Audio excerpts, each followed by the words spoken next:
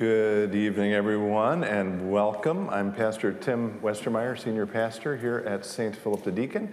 And on behalf of this congregation, which presents these talks as a community service, it's my privilege to welcome you here tonight to the penultimate, the second to last event in our 2021-22 Faith and Life Lecture Series. A special welcome to anyone who has not been at one of these in the past. We're grateful to have you here. And I want to extend, as always, a welcome to anyone joining us virtually as well. We're grateful for your presence. If you've not been at one of these in the past, just sort of broadly, what we try to do with these talks is bring in nationally and internationally renowned and acclaimed speakers and thinkers. We've brought in nonprofit and for-profit leaders. We've brought in sociologists, historians, artists. We've brought in athletes, and we have brought in a few journalists over the years, which is what we are blessed to have with us tonight. I'll say a word about him in a second, but just a note about the flow for tonight. He will speak for about 45 minutes, give or take. After that, we'll have a chance for Q&A. So those of you who are in person, you are welcome to come forward and ask a question at one of the mics. There are mics on my right and left. Those of you who are at home watching, if you want to submit a question for that period, you can send it to an email, social@spdlc.org. That's social@spdlc.org. Or if you're on either the St. Philip the Deacon website or the Faith and Life website streaming this, there should be a box for comments, and you're welcome to submit a question that way as well. I mentioned we've had some journalists over the years. In fact, the very first Faith and Life event now 19 or 20 years ago was a local journalist. Tonight's speaker has more of an international flair. He immigrated here to the United States with his mother. He'll say a word about that. He's currently the contributing editor of the American Conservative, a visiting fellow at the Franciscan University Veritas Center for Ethics and Public Life, and he was most recently the op-ed editor of the opinion editor of the New York Post. I do this every time we welcome someone. I also like to include a note or two about our speaker that's off the regular bio. So the couple things I will lift up are, one, that he celebrated his wedding anniversary on Monday, I believe. So happy anniversary. And I don't know if he'll say more about this or not, but he was once recruited by the CIA. I will leave it to you to decide whether or not they actually succeeded in recruiting him. In any case, will you join me in welcoming Sohrab Ahmari?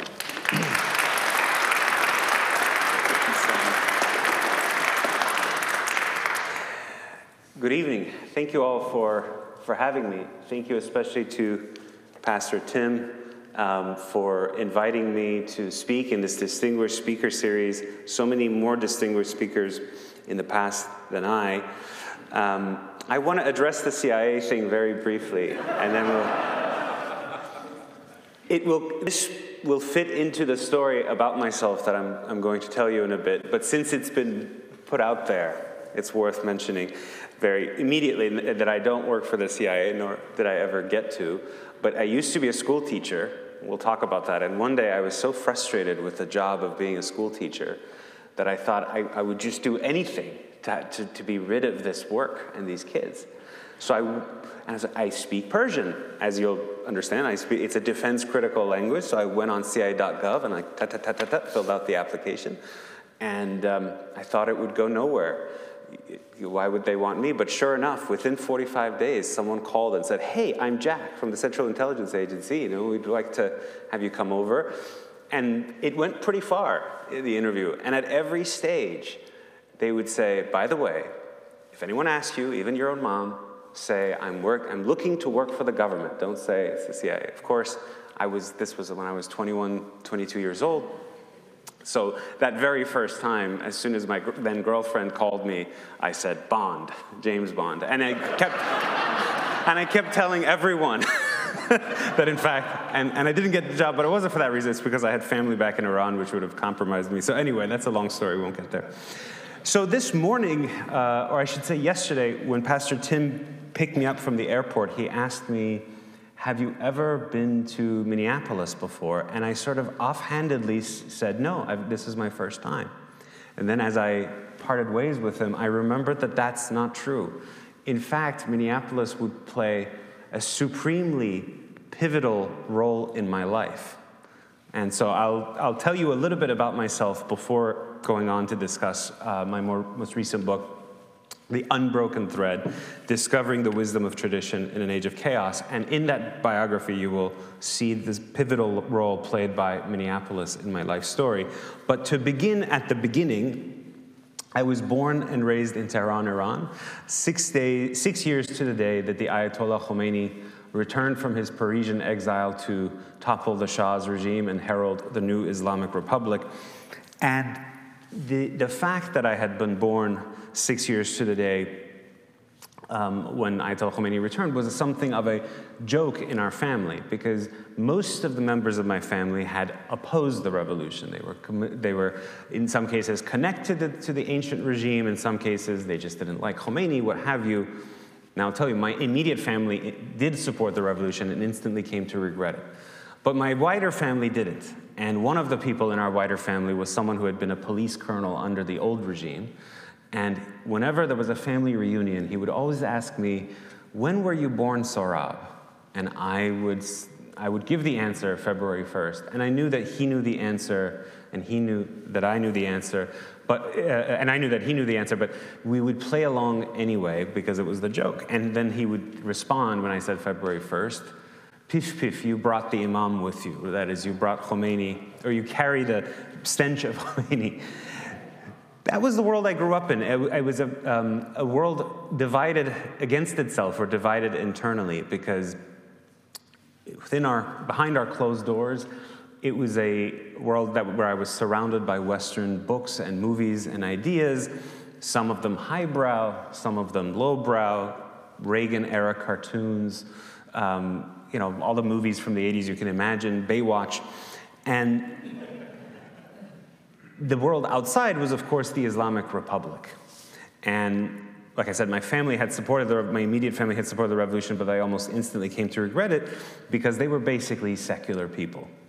And from a very young age, I came to form this powerful but ultimately inchoate and messy understanding of what freedom meant. When you're born in Iran, not only is it that you're obviously under a regime that it can be pretty cruel, it can be pretty high-handed in how it regulates public morality, but beyond that, you're immersed in this thicket of tradition, of things that are handed down to you, and they contain truths that you more or less have to accept.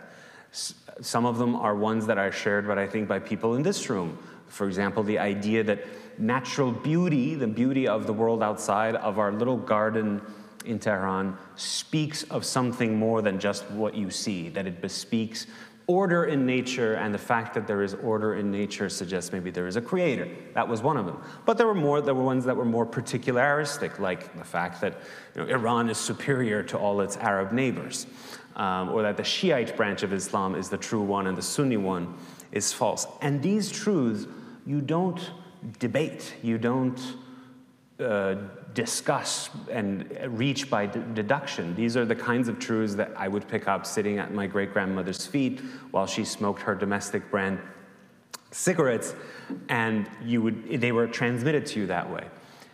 But over time, the traditions of Iran, for me, got mingled with the Islamic Republic and all of its cruelties, such that I came to associate all tradition with oppression, with judicial amputations and judicial floggings. And so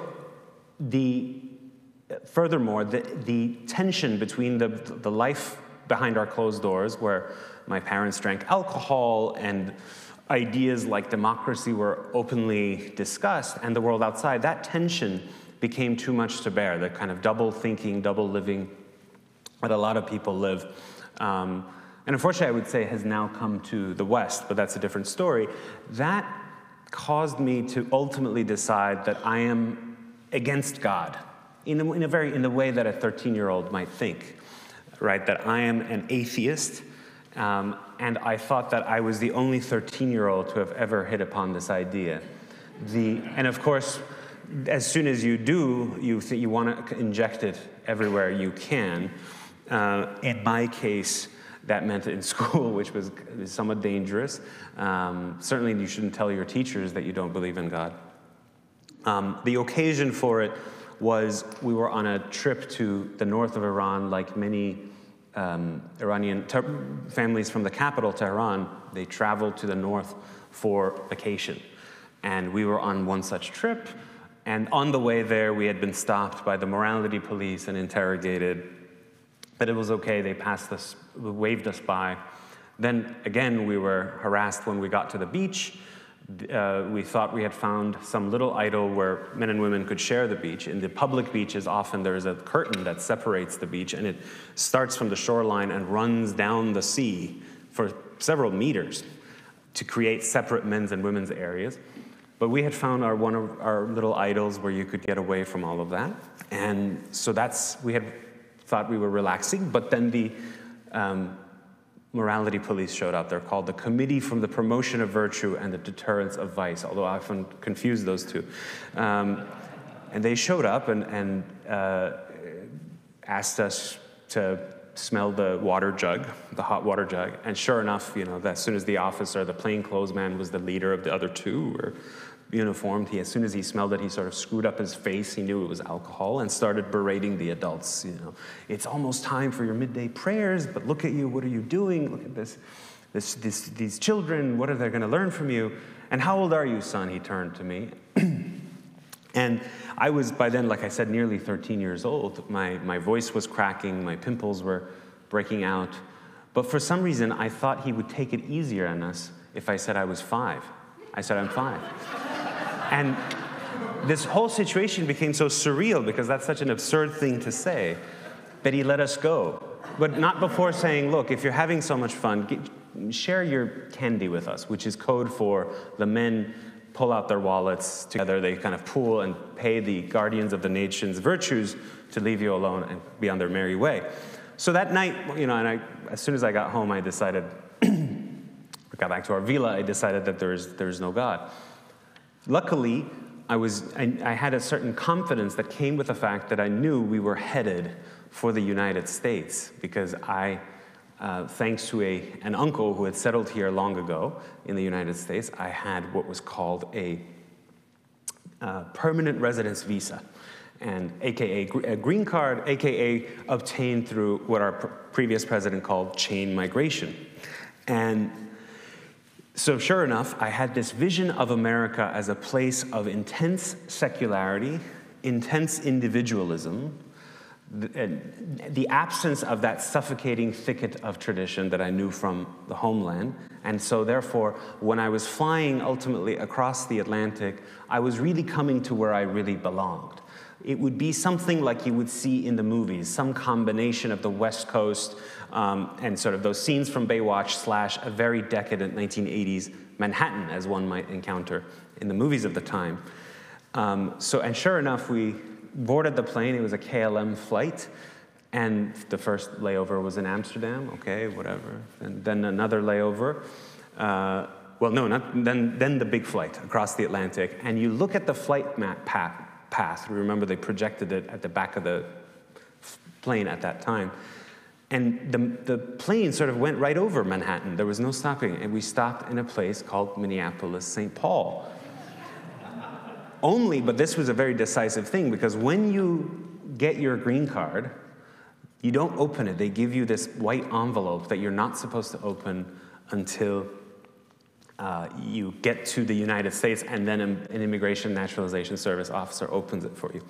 And that's what happened. So Minneapolis played that pivotal role for me, someone joked that I should become an honorary Minnesotan. But then we took another flight, again, further and further away from the decadent Manhattan of the 1980s. We went to a place called Salt Lake City, Utah. Now, when you're coming to the US, you don't have quite a sense of its geography, of its vastness. But we didn't stop there. Then my uncle, the one who had obtained the green cards for us, picked us up in a truck and took us to a town named Eden, Utah. And as you're coming in, there's a little sign that says POP, 598 or 602, I can't remember, but it's population 600. It was tiny, and it was overwhelmingly Mormon. And so to speed up this portion of the story, I almost instantly switched my oppositional energies, which had hitherto been directed against the Iranian mullahs, and took as my target what little of the Protestant ethic still percolated in a place like Eden, Utah, right? The rest of the country was already fast secularizing. This is the 1990s. We would still go much further now, 20 some years later. But at the time, Eden, Utah was a pretty religious place, and I felt that I had to oppose that. And I went through, here the story becomes less exotic. It becomes more familiarly American. I went through the typical phase of teenage life when I read Friedrich Nietzsche, Thus Spoke Zarathustra, God is Dead. I found that electrifying. I didn't get all the biblical allusions that are sprinkled throughout Nietzsche's work because I hadn't read the Bible. But I knew that obviously Nietzsche came later than the Bible, so that must mean he's right. He's better, right? He's newer. And that prospect, which I grasped, that if God is dead, now who had killed him? Did he die of natural causes? That's a different question. But if God is dead, that man is not a creature.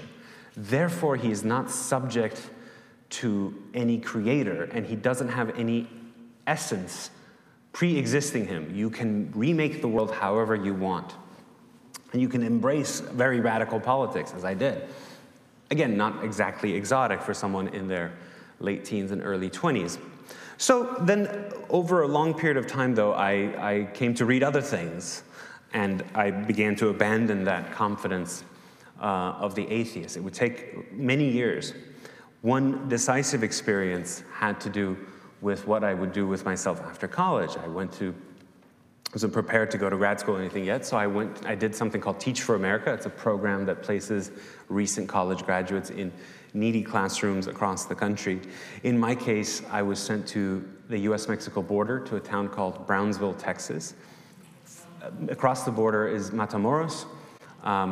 Now it's actually gotten very horrendous, but at the time it was actually, things were looking up at the time. Now it's sort of cartel activity has become really terrible there. It is one of the poorest counties in the United States. I didn't speak a lick of Spanish, and to my shame, I never picked it up during the time I spent there. But the main thing was that, I mean, it's almost a shame that as a 20-year-old I was teaching other people's kids, but it also made a man out of me in more ways than one. I came to and ultimately sort of passed many important moral milestones during that experience. The most important one is that I came to grapple with my own conscience. What I mean by that is I had a roommate. He was an Israeli-American. He was also in this program. I never took the job that seriously. I would show up like the minute you were required, and I would leave right when the bell rang. But he worked very hard. He spent hours lesson planning beforehand, very strict in the classroom, spent hours after school coaching students, assessing them, and so forth. Remarkably, he was actually considered a troublemaker among the school administration early on, whereas I was seen as the star. The trick, I realized, in an American public school, if you're a school teacher, is to talk a big game in the faculty meetings. So you sort of say, chin-strokingly, you need to adopt more adaptive instructional technologies. And the principal would say, that guy, look how well-spoken he is. Meanwhile, my friend, like I said, who was actually utterly destroying his body in a way with hard work, was seen as a troublemaker. Why don't you just pass the kids, right? That's inconvenient for the parents, inconvenient from the school. But he resisted that. He said, that would be against the truth. I can't pass kids if they haven't learned something. And at the time, I mocked him initially. But gradually, it dawned on me that I'm actually ashamed that I'm not capable of such conviction, that I'm willing to just easily do whatever to kind of pacify my own needs and go through life. And it was merely enough that people perceived me as good rather than my being actually good. That didn't lead me to belief in a God. Like I said, I declared myself an atheist. But the fact that there was this awareness on my part of some objective moral order and that there was this interior voice inside me that would reproach me when I failed to meet the precepts of that objective moral order. It began to seed doubts about my atheism. Where would that moral order come from? Would it have an author? Again, fast forwarding, over time I did read other things than the sort of radically atheistic modern philosophy. I then read Pope Benedict's books, were very influential on me. And I had a couple of providential encounters with the Mass, that is, in moments of crisis as a young man in my 20s, I would go to Catholic churches. I couldn't tell you why. It's almost providential. It is providential. On one such occasion, I was in my early 20s. I was now living in the Northeast. I was working to train new Teach for America recruits in New York City. And I don't know about 20-year-olds these days. I don't know if you have children, but I occasionally drank too much at that age.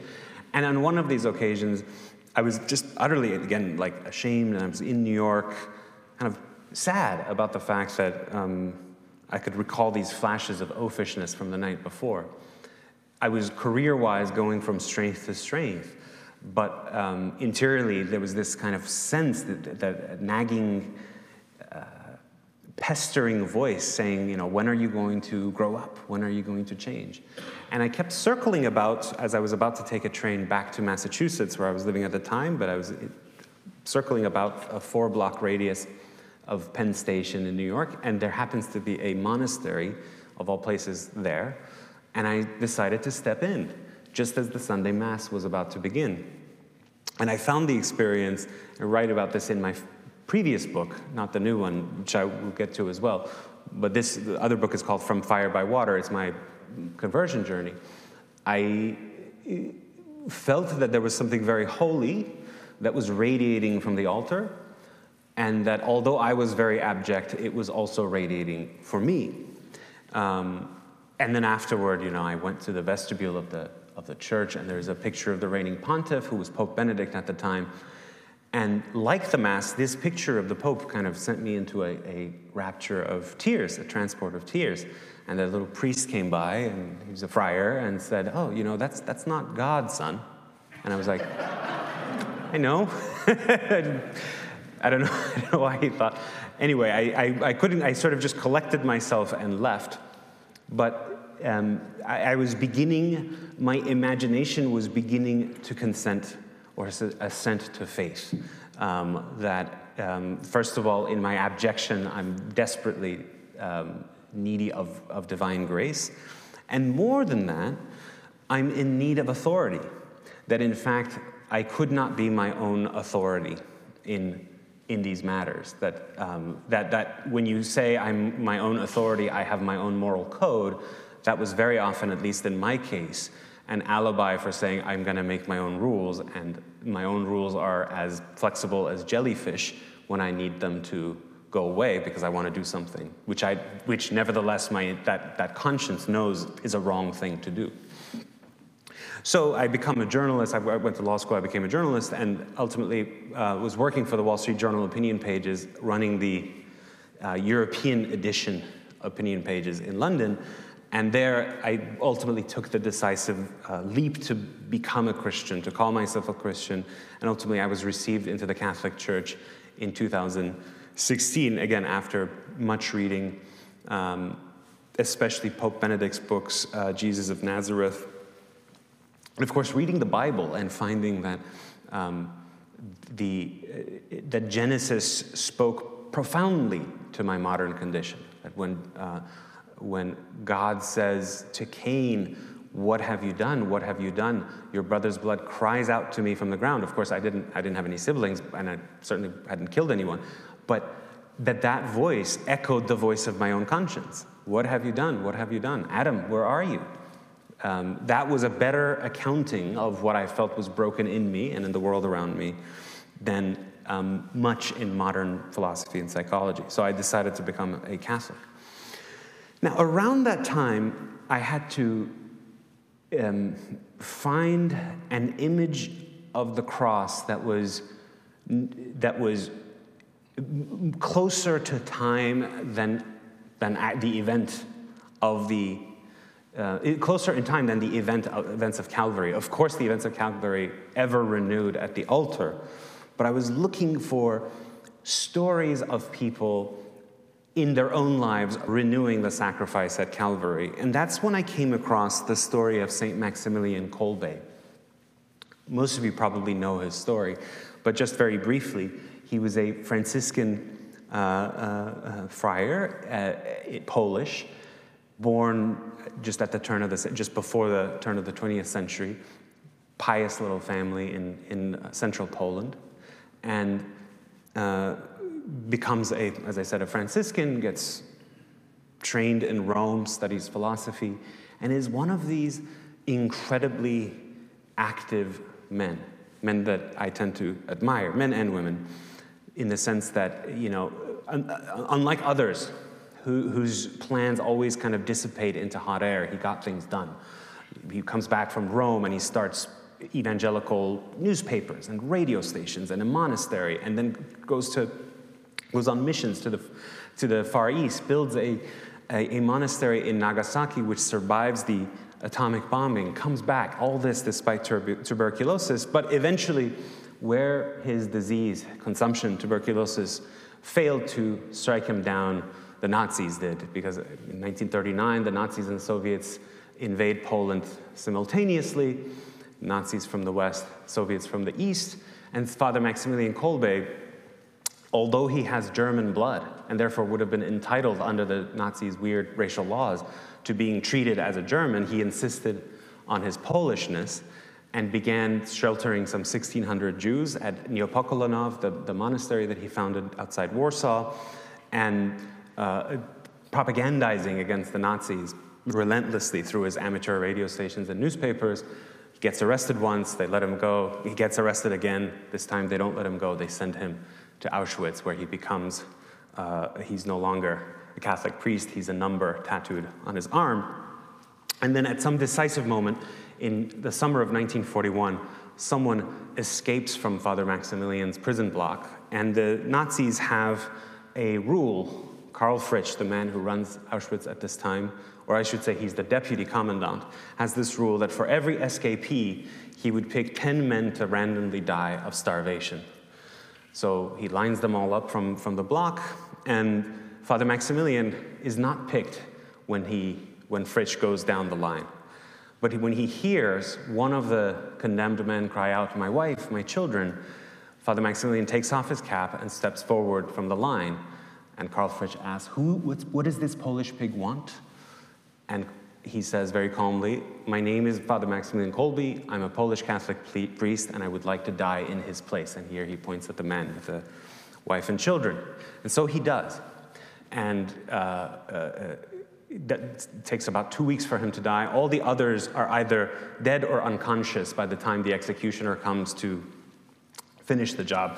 But Father Maximilian, who's been praying the whole time and not begging for food, just offers his own arm. And the prisoners and camp orderlies said that he died with a radiant, calm face. So when I heard that story, it wasn't just a kind of story. Well, it's not a real-world account. I couldn't just say, "Oh, okay, well, that's nice." I had to do something with Father Maximilian.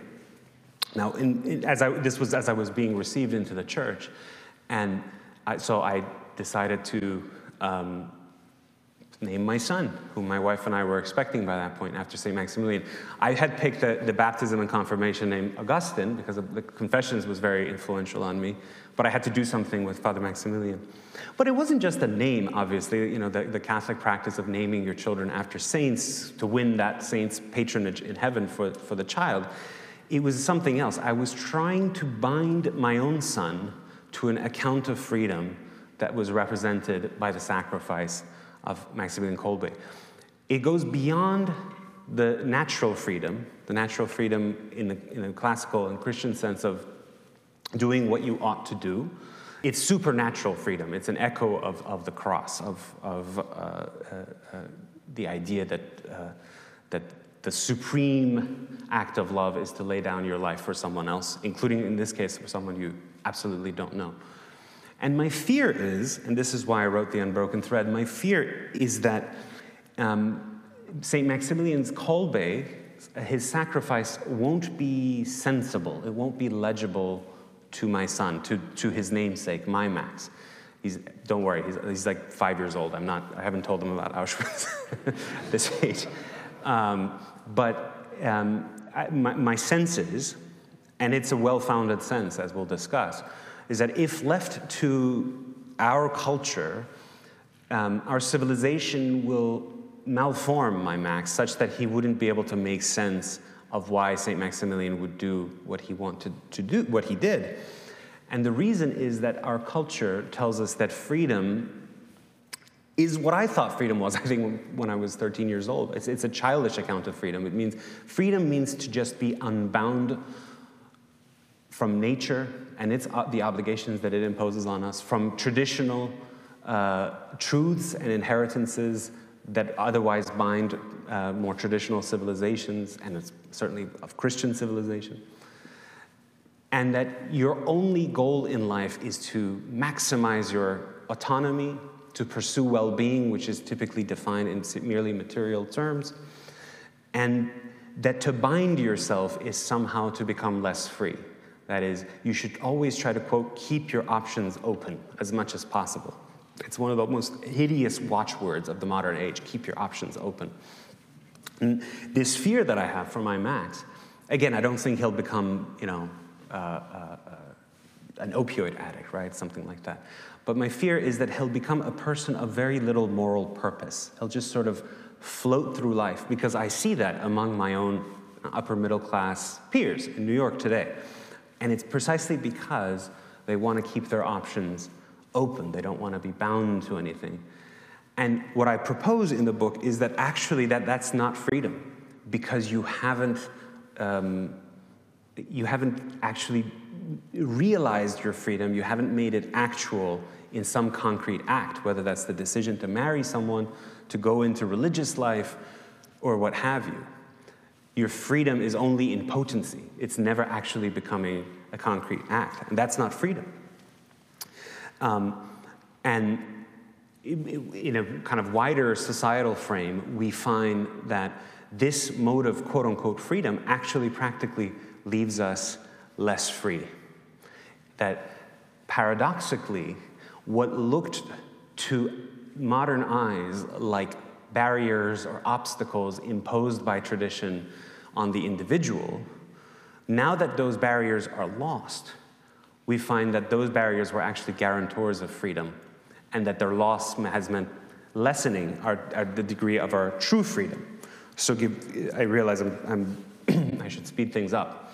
But in order to make this case to my son, ultimately to help him appreciate why St. Maximilian is recognized as a saint by the church, I pose 12 questions in this book, in which each of them pokes holes in one of our certainties about what it means to be free, what it means to relate to members of the opposite sex, what it means to relate to one's community, to divine commandments, and so forth.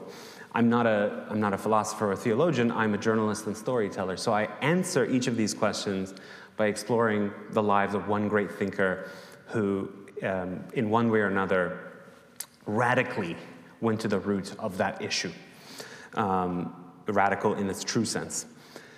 So to give you a few examples, and I think ones that speak to our current moment, for example, I discuss St. John Henry Newman on the question of authority, of conscience really, and authority, and the relationship between the two. And as you know, the modern account of conscience means that I should be free to think whatever I want, right? And it's a motto that we often hear. Think for yourself, think for yourself. It's as much a left-wing as a right-wing motto. It's the idea of free minds is enshrined not just in the mastheads of lots of liberal institutions, but libertarian and conservative ones as well. So the idea that you could not think for yourself, that you might subject your thinking to authoritative voices, is very offensive to us. And so, of course, for John Henry Newman, this was a profound issue.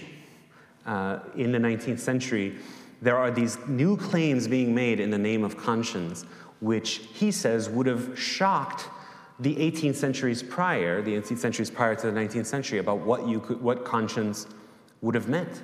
Because conscience is not just the idea that I get to think whatever I want and act on it, but conscience is only conscience insofar as it reflects the dictates of a sort of universal moral law.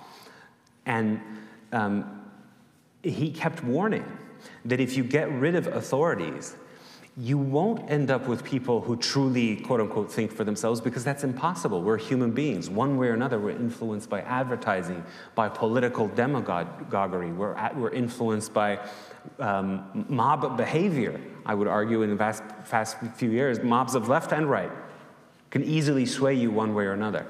You are only able to protect your mental freedom if you set up these authorities around it that can kind of guide you. So the list of authorities that he gives, he said, the church is an authority, the scripture is an authority, the wisdom of antiquity is an authority, and a sort of well-rounded person who is truly mentally free will have these authorities as a resource so that some new claim comes and someone demands something politically or morally unconscionable, can say, I'm not going to do that. That's not right. That's wrong. And that's what it means about having a conscience that is sufficiently anchored in authority or moored to some authority such that it can withstand the pressures that politics or advertising or commercial life impose on us. Another in the book that I mentioned is Alexander Solzhenitsyn. As you know, he's a great Soviet dissident. You think twice now about citing some Russian figure. but it was a great man. But I use him for the principle that, very familiar in the classical and Christian tradition, but completely radical to our age, which is that freedom has a purpose. That the freedom of acts, the value of free acts depends on their moral content. In 1978, Alexander Solzhenitsyn, great escapee from the Gulag, a survivor of the Gulag, the person who blew the lid on the existence of the Gulag and damned the Soviet system such that afterward only the USSR's most abject apologists could continue to defend the regime, comes to the United States. Well, initially a brief detour in Europe, but then comes to the United States, becomes a kind of a recluse in Vermont, and for the most part, he avoids giving interviews, giving speeches, because he says, as he wrote in his diaries, which are only now becoming available to us, I had said everything that really mattered in Moscow. Why are you bothering me? But finally, Harvard University asked him to address its graduating class of 1978. And as he writes, again in his memoir of that time, that his hosts expected him to play his own variation on a familiar tune or a familiar ode, and that is the Immigrant's Ode to the Great Atlantic Fortress of Liberty, right? I came from a place which was horrifically unfree, now I'm here and it's free, let's all clap. Of course, he loved America and Americans, but that's not the speech he gave. The speech he actually gave was a critique of the West. Not that he had changed his mind about the Soviet Union, of course he detested that regime, but he warned that the West was becoming unfree in a different way by proposing a very impoverished, narrow account of freedom. Freedom just means self-maximizing yourself as an individual, pursuing your own well-being up to the limit of harming others, and sometimes more so, and even beyond that limit. And generally speaking, a kind of commercial legalism. Freedom had become pinched, it had become narrowed, and he saw in the United States, in the free world, a world in which the worst type he had seen in the Gulag thrived. Right? In one day in the life of Ivan Denisovich, which is his great novel, but of course it's not really a novel, it's a thinly novelized account of what it's like in the Gulag system. He describes how some people, under conditions of unfreedom you and I couldn't imagine, right? What autonomy does a Gulag prisoner have? Nothing. Nevertheless, under those conditions, there are some people who do their best for their fellow citizens, fellow prisoners. They honor God. They cherish the day's ration, and it suffices for them to look at the sky and to be reminded that there is still a moral order despite what these hideous communist monsters might do to him. But there is another type who constantly in the camp takes every little advantage, tries to swipe everyone's bowls of food, tries to get every little last bit of cigarettes that he can find, and so on and so forth. He is not free. He is less free than the other kind of prisoner, Ivan Denisovich himself, who can overcome, even in these conditions, can find interior freedom by overcoming his base attachments, or removing his kind of impure attachments. In the United States, he worried, our commercial culture had created a society in which that base type thrived, in which you're encouraged to be like that. And so he saw this in the world around him. He was taken advantage of by the contractors whom he asked to build his house in Vermont. There's something very humorous about this, that Solzhenitsyn, the writer, the great Soviet writer who had defied the KGB at 1,000 turns to be able to get his manuscripts out and write his books and his histories and novels, somehow being taken advantage of by the American subcontractor. But the corporate publishers who would keep bringing out mangled editions of his books because they wanted to make a profit off of them, or the litigious corporations that would go to court to over his material, right? They would sue each other, and sometimes he would try to reconcile them, but they would insist that the different publishers with different claims over his copyrighted material, they would insist on going to kind of court to the end, to the bitter end. He saw that as a kind of diminishment of freedom, and I think it becomes very prophetic when he warns that in our media culture that can happen too, such that he says in the United States there's freedom for the newspaper and the owner of the newspaper, but not freedom for the reader to, in fact, get the truth. And the questions that begin as a question of what do I do in relation to freedom also have these social ramifications of what is freedom for a society. And he says, you're not free to debase yourself. And a society is not free merely because everyone is free to take the maximal legal advantage of each other. So to close, I'd love to read you a little letter that I wrote to Maximilian in the book. I wrote the book at the tail end of at the height of the coronavirus crisis, and at a time when death was really in the air, and we didn't quite fully understand the disease. And so I thought, well, I gotta, if I'm writing this book, I better end it on some more poignant note than just a piece of information about great writers or what have you, but something more personal. So I wrote this letter, think about it, in like April 2020, when things looked really, really bleak, certainly in New York, where we live. So I wrote, "My dear son, I want you in every way to be a better man than I am. When I began writing this book for you, I feared that you might inherit a life of purposeless decadence, partly born of the abundance of our society. Now, as I finish the manuscript, a viral tide you can't begin to comprehend has engulfed us all, and it is likely to reshape the whole course of your life, inflicting pressures and sufferings on you and your sister," we have another child, "that can't but break my fatherly heart. I fear the absence of others' kids' company and the rough and tumble of play in these years might misshape your early development. If social distancing becomes permanent, you will be cocooned even more tightly in the world of screens and in virtual realities. The economic devastation will take years, if not decades, to repair. Your mother and I are hanging on, but many families aren't, and I worry that you will face inequalities that make today's yawning social gaps look minuscule by comparison. And yet I don't think our new normal is all that qualitatively different from what came before.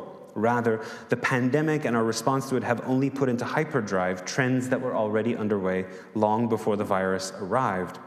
Rule by a vast expert class, widespread economic precarity, people living restless, Sabbathless lives, ideological dividers partitioning off the wealthy and career mobile from the underclass.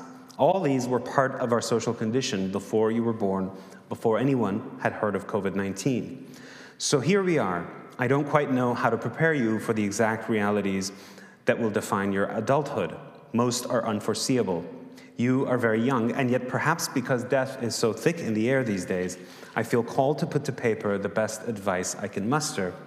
I should want you to at least avoid some of your father's and grandfather's mistakes, to read old books before new ones, to make all your decisions by the light of sound authorities, above all that of the Holy Church, to become not a glib man, the kind who laughs nervously when moral outrage is in order, or who preens morally rather than seek the moral way, to at least notice and feel a little bad when you're acting the hypocrite, to recognize that the moral precepts you expound demand to be acted upon by you in your immediate everyday surroundings, rarely in some lofty domain of the mind, to relate to the Blessed Virgin Mary as an uneducated peasant might. Can you do that for me? Hold her hand. She is our mother. She will tell you everything that truly matters to a truly happy life. Do as he says. John chapter 2, verse 5. St. Maximilian will be there for you too. Thank you very much.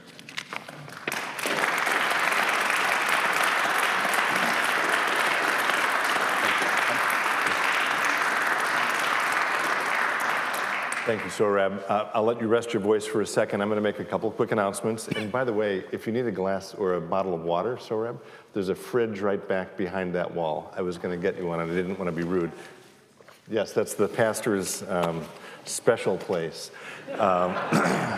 for water, just to be clear. Thank you, Sohrab, very, very much. We're going to have a Q&A in a minute. And again, I invite you to be thinking of those. And again, those of you who are joining us virtually, please feel free to send them in. Let me make a few announcements before then, while Sohrab rests his voice and gets a drink. First is just a reminder of what will be our final event for this year's season of Faith and Life. It features Matt Burke, Faith and Achievement, Lessons from a Life in Football. That's on May 5th. Now, I want to make a special point about this, and because all of you are here listening to me, I want you all to help me communicate this, and those of you at home as well. Some of you may have heard that Matt Burke is running for office. Has anyone heard that? As Lieutenant Governor. We invited him a year ago. This series has been going on for 19 years. We have never, ever, nor would we invite a candidate who knowingly. So we invited him as Matt Burke, private citizen, former NFL star. And I just want to say this absolutely clearly. That event will not be a political event. It is not a stump speech. I was actually in touch with Matt today to clarify that, and he said, absolutely not. What you're doing here in this forum is far more important than politics. So he is not coming as candidate Matt Burke. He's coming as private citizen, former football player who will share something of his faith. Is that clear? Thank you. I have a feeling I will get some questions about that. If you would be so kind to help me clarify, that would be great. If you want to be alerted to future speakers, sign up for our emails, or subscribe on social media, and we alert people about what's coming up that way. We'd love for you to follow us.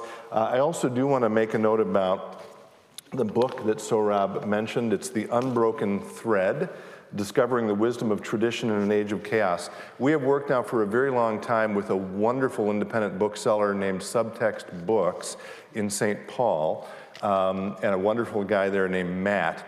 He wrote me just a few days ago, very apologetically. We had planned to have books available here tonight. I don't know what went wrong, but it was out of his control. I honestly think it has to do with some supply chain issues. So he feels terribly that he doesn't have books available for us tonight in person, but he wanted you to know that as a gesture of his sadness about it, he's making this book available on Subtext Books' website, not only with free shipping, but with a 10% discount. So you can find that at subtextbooks.com. And I think on the homepage, actually, it's very clear how to get that discount. So check that out. Those of you, either if you're here or at home, if you're a member or part of this community, you get the Inspire magazine, which is a quarterly magazine. If you don't get it, I'm happy to send you a copy, or you can find an online version of it on our website. I mentioned it tonight specifically because it has an interview that Sohrab was generous enough to do with me, I don't know, a month or two ago. So you can read that again, either in person or not, well, in the magazine or online. What's the other thing I was going to say? Oh, a word of thanks. Again, this is the 19th year of these events. From the beginning, they have never been a budget item of the church.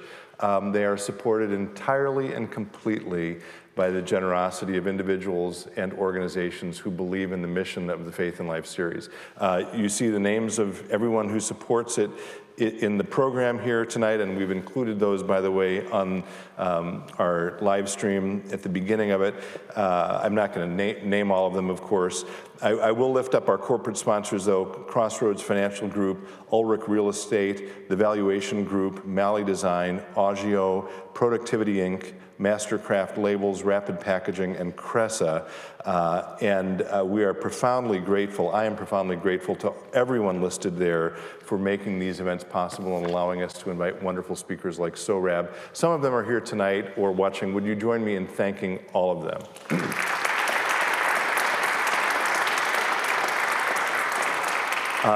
And then the final thing I will say, and then I'll let Sohrab take some questions, is a thanks also to Jeff Elstad, our wonderful guitarist. We've had a couple virtual events, and Jeff hasn't been able to be with us for a couple events. So Jeff, it's good to have you back. It's good to see you. So will you thank Jeff as well? Okay, if there are questions from people here in the house, please come to one of the mics to ask them, and I'm going to check my phone to see if there are questions that are being sent in. Sohrab, if you want to come back up and respond to people. Okay, great.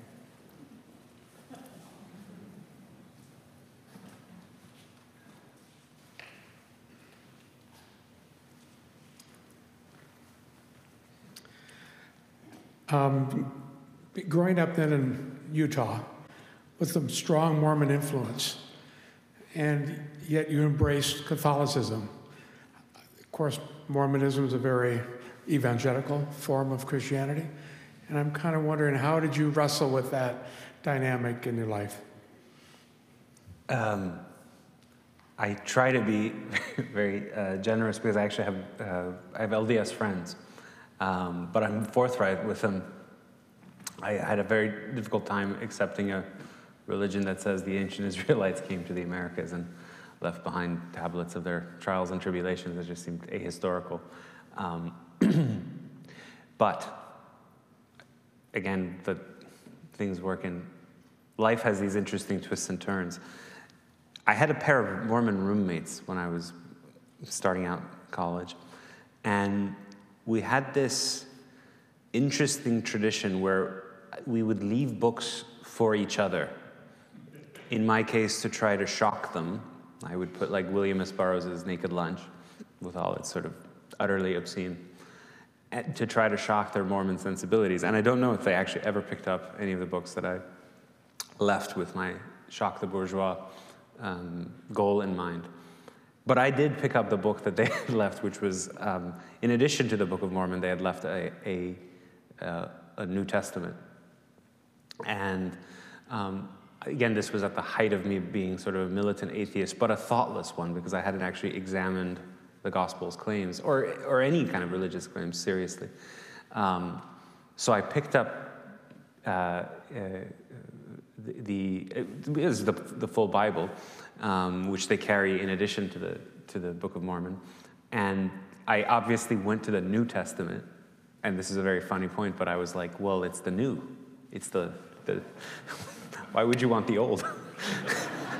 So, and sure, I did, and I read, I think in one sitting, I read St. Matthew's Gospel, and I was utterly moved by that. I didn't get to say kind of trace my full intellectual journey from being a pretty militant atheist to coming to believe first in a God, then a personal God, and ultimately the God of the Bible. But at the time, I was very moved by it as narrative. The idea that God would debase himself, would would come down to man's darknesses and become one of us and accede to being, scourged and spat upon and humiliated by his human creatures was very moving, again at the level of narrative, and very, very unusual. It defied, I would say, the pure monotheism that I had encountered, the sort of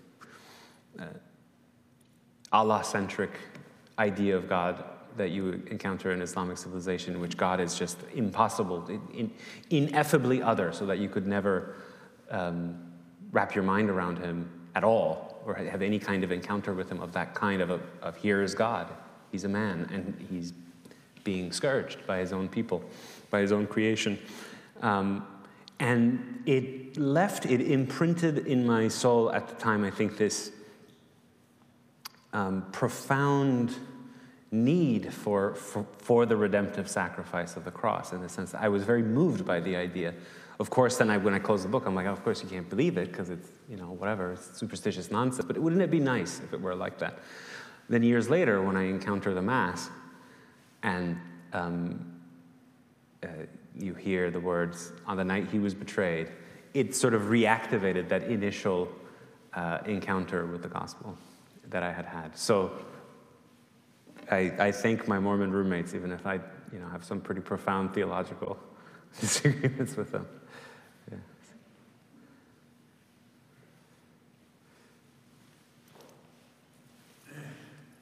Just want to thank you, Tim, and the church for putting these on. It's really a wonderful series. I can understand supply chain issues. Our house got hit December 15th by lightning. We still aren't back in our hotel. It took over 2.5 months to get circuit breakers that were on back order. I have two questions. The first question, I was kind of pondering freedom. And on one hand, Christ said, I've come to set you free, and you shall be free indeed. On the other hand, the word says you are controlled, however, not by the sinful nature, but by the Spirit of God, if the Spirit of God lives in you. And then it also says, once you were slaves to sin, and now you are slaves to righteousness.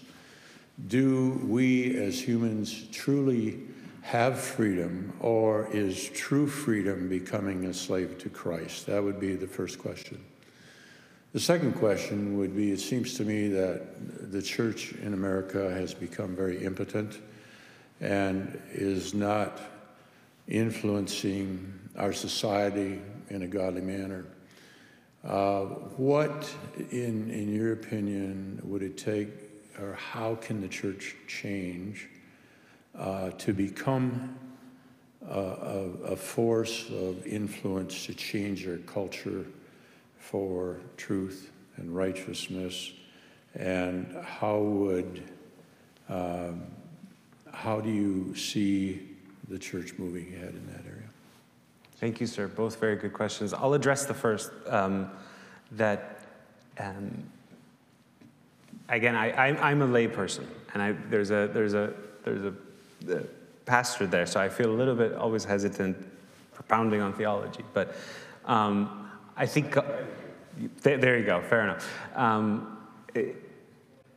It seems to me, I mean, at least the Catholic account is that God wants us to freely choose to be his slaves. He doesn't want the love of an automaton.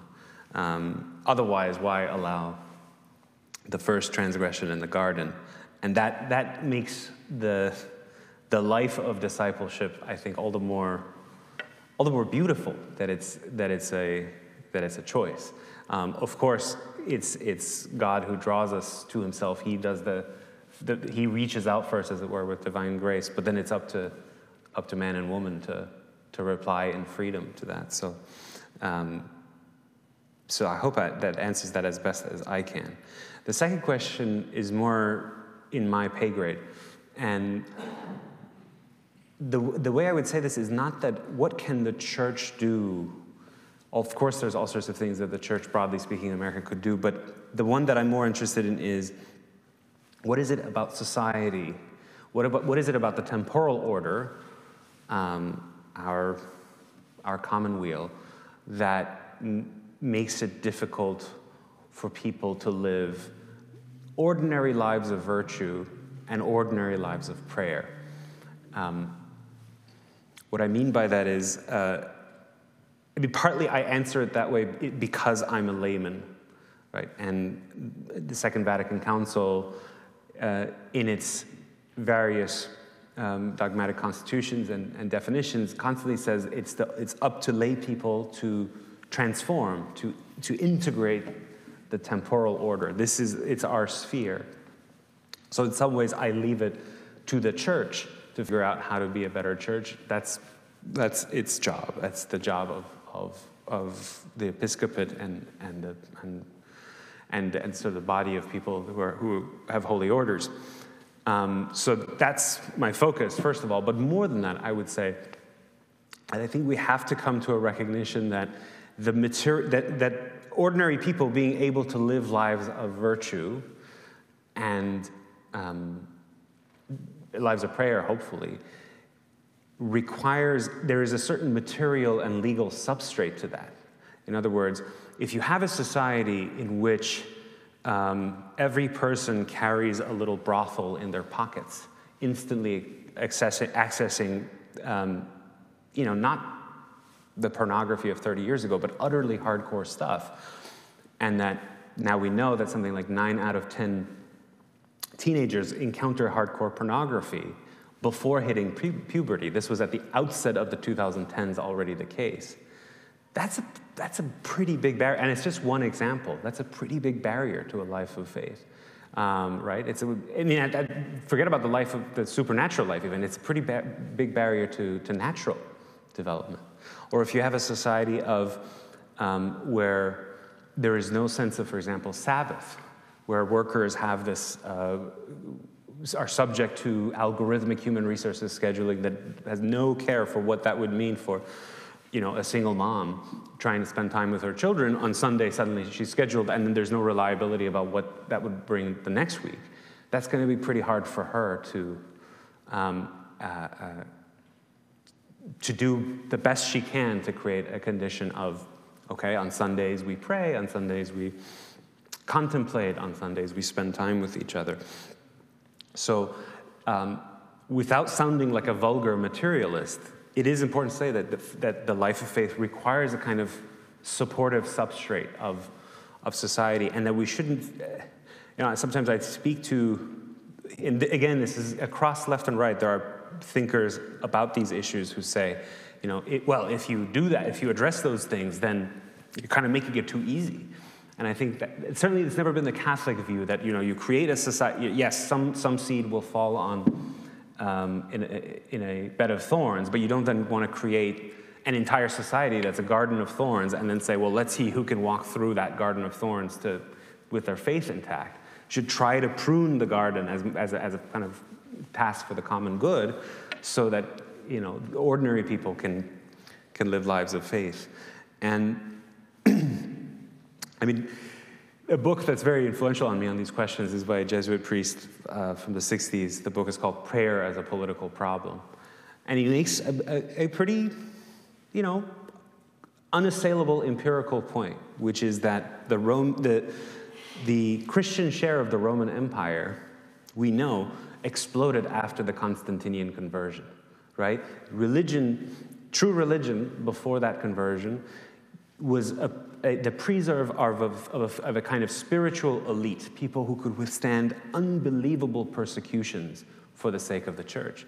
And of course, those are so many of the saints. Those are the saints whose names is still remembered in the ordinary of the Mass. But that's not all Christians, right? That's not ordinary people, and yet our Lord left a mass religion. Even while he was carrying out his public ministry on earth, he's constantly in these situations where he's with people who are showing the ordinary joys and aspirations of daily life. Marriage, wedding feasts, right? Having children around, lots and lots of people. Now, those people may abandon him and then vote to crucify him later, but he said that it means something that he likes a mass religion. So that when the Constantinian conversion happens, Jean Danielou, the Jesuit priest, says, Christianity, far from it being a distortion of Christianity, Christianity becomes more fully itself when it has the support of a material environment in which it's geared toward helping people. And it's true that the average Roman guy may have been a week earlier, he still was offering sacrifices to the pagan gods, and a week later he's like, oh yeah, okay, now we're doing this. He may not have understood every article of the creed, but he still benefits from the sacraments, he still benefits from an order that's generally humane, and babies, unwanted children are no longer left outside the city walls. So I think, where are we now?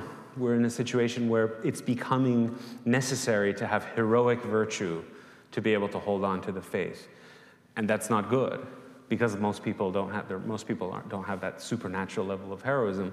So what do we need to do? We need to prune the garden a little bit. And if you think, from hearing that I mean we need some sort of like right-wing cultural program, that's not at all what I mean. A lot of it has to do with our political economy. On those questions, the solutions I would propose would be typically associated with the left. But there are also some cultural things that would be more associated with a political right in this country. So each have a piece of the truth in the search for the common good. But we need that material substrate to support people. Sorry, that was a very long answer, but it's an interesting topic to me.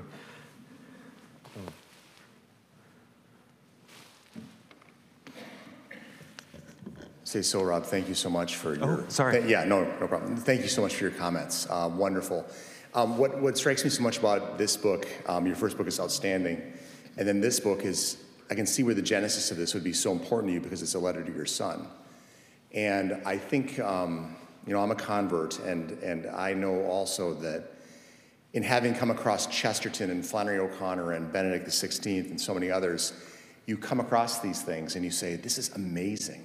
How come somebody wasn't necessarily talking to me about this? And you get so excited about sharing it with somebody else. And who do you want to share it with? But the people you love the most, and especially your child. And I don't know if it's an apocryphal quote, but it's from Aquinas that says, if you want to convert somebody, take them by the hand and guide them. And this book seems like it's a guiding book in that respect.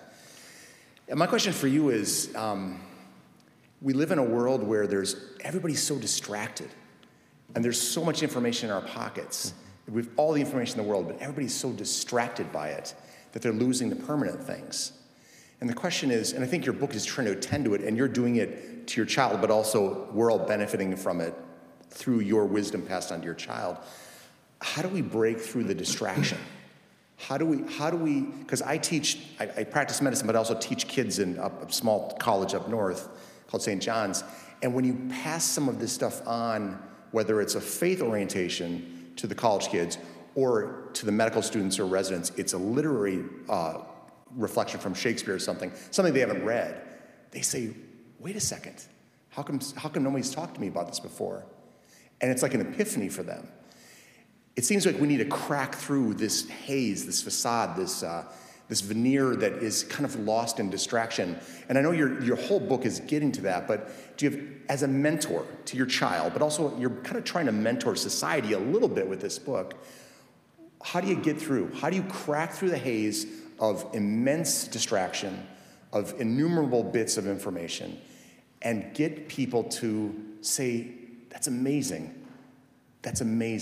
I want to share that with somebody else that I love? Todd, right? Yeah. We haven't met in person, so nice to meet you. Well, it's a very good question. I mean, as you're saying distraction, I'm sort of like, when I don't get to look at my phone, when I've felt it buzzing, I get a sort of twitching, like an addict. So that's me. So, I mean, look, in terms of my own family life, I mean, I will prevent my kids from having smartphones until they're, 18, and they may hate me, and they might, but no, I refuse. I mean, it's they hire neurologists to make the infinite scroll ever more addictive, and shame on those neurologists who participate in that kind of thing, but they do. And so, as I say that, I think in part it's a policy problem. And as a lawmaker in the Senate introduced a bill saying we should put a stop to the infinite scroll. And of course, mocked roundly from every side, as though it's such a crazy thing, but I don't think so. So that's what I mean, and it goes back to the question to the other gentleman, the answer to the other gentleman's questions. Partly it's like, you know, you don't have to, it's not natural for human beings to stare at a screen that's infinitely addictive like that, right? And so, and I think over time we'll begin to see this is becoming a bipartisan issue. We will begin to see policy pushback. It's certainly true that, as you know, people in Silicon Valley are extremely tech-free households. The executives themselves run very tech-free households. But if you have low-income families, you know, where there's a lot of parents are working 2 jobs or whatever, the little iPad or the screen is pretty ubiquitous and hard to resist. And then, but then that's not enough to the second half of your question, about how do you lead someone to something amazing? I'm sure you do this with loved ones, but that reading time with my son is, and it's remarkable. I'm not saying my son's at all a genius. He's not. He's just like an average kid. But they get things, and even at the moment where they don't get, you think they didn't get something. Let's say I'm reading The Hobbit with him right now. And then the next time they'll ask a question that makes it clear that they did in fact. And so, you know, I try to trust that and just keep introducing him to the books that preserve my own sanity, and hopefully will preserve his.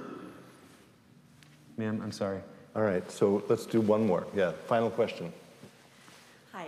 I did read your last book, or I should say I listened to you read it, and really found it wonderful. Lots of things I'm going to be thinking about for a long time.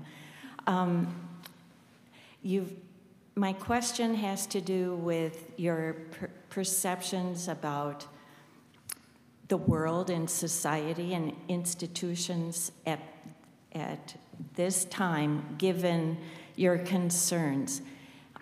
You've touched a little bit on the church and what it might do, but I'm curious what other institutions or individual people, public figures you're aware of, or vehicles make you feel optimistic that things can be different. Does that make sense? Yes. And after he answers this question brilliantly, if you would all just be quiet while I come up, and then I'm going to give him a gift, and then you can applaud wildly, okay? But I want to save your applause, so Rab. I will say this, that I see an enormous ferment of young, serious people of faith, primarily Christians, and primarily I should say Catholic, because that's the world in which I'm most immersed, but not exclusively Catholic, and not even exclusively Christian. 20-something-year-olds who, and late 20s, early 20s, who just are very serious about life, in part because they are facing a real desert in so many ways. There are some things that are very, very bleak, and the very bleakness drives them to say there must be a different world is possible. Where can I recover some other wisdom than the way we've done things relatively recently? And so that's driving them to go to read the Summa very seriously, to revive the kind of classical account of law, which is not just law is meaningless, but law is only law insofar as it's ordered to the common good, and so on. So there are young lawyers, young legislative staffers, scholars, and so forth. So there are not any politicians, to be honest. I mean, like recently, even some of the politicians that I used to praise, you know, trust not in princes, then you see them say something, you're like, oh. But young people, I would say. Serious Christians. Yes, good. Well done, thank you. It's not that I don't want him to get as much applause as he can, it's just that then I have to make you all be quiet so that I can say some words of thanks. Thank you for coming out. When I booked this, I'm not the best with holidays. I sort of forgot that it was St. Patrick's Day. I also kind of forgot it was the start of March Madness. So to those of you who stayed at home because of that, apologies. I will say Gonzaga did win in a nail-biter earlier tonight, so that was good. And I pray that your team does well. So thank you for coming out. Thanks to those of you who watched online, but Sohrab, most of all, thanks to you. We are so grateful that you were with us. And as a small gesture of our gratitude, we have a little plaque that says, simply with thanks to Sohrab Ahmari for bringing faith to life. Thank you so very much. Thank you, Pastor. Thank you very much. Thank you. Thank you.